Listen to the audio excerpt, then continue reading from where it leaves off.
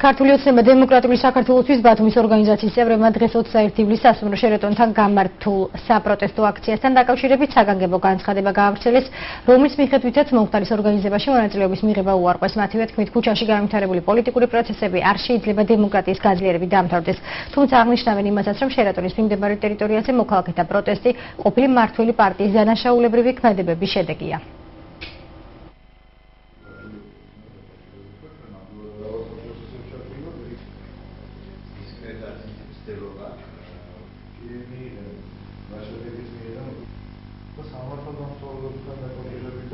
ნაციონალურ მოძრაობასთან დაკავშირებით, რაიმერთან დაკავშირებით იყო პატარა ინციდენტი. ჩვენ ყოველ შემთხვევაში ამ ინციდენტს ყველანაირად ვემიჯნებით ქართული ოცნება დემოკრატიული საქართველოსათვის.